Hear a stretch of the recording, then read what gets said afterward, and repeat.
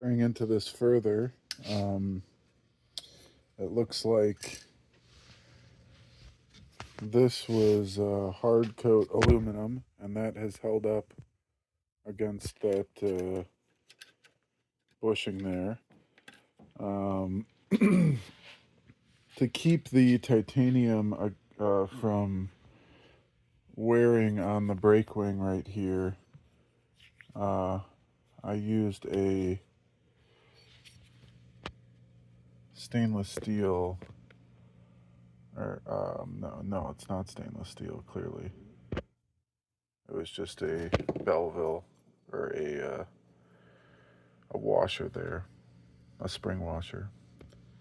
So this looks like this is going to need a rebuild. This needs to be fairly slop free. So otherwise you feel it.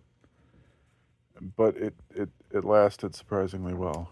It was difficult to push in here and install this the first time, so I'm not surprised by um, how, fairly tight fitting. Also, there's probably a lip that's formed there on the one side, so I'll have to get that out. And the last thing, this is still pretty tight though. There is no play there. I don't think that's going to need a rebuild, uh, you know, but it's barely, it's not very, it's not stressed much. And that's a pretty chunky assembly with the bushing and everything. So, and that has a flat washer, or not a flat washer, a spring washer on the inside as well.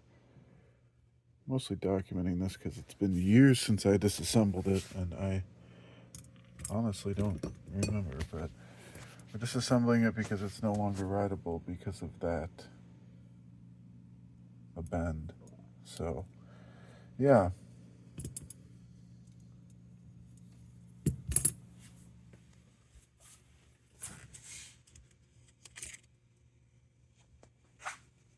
So, time to 3D print some more.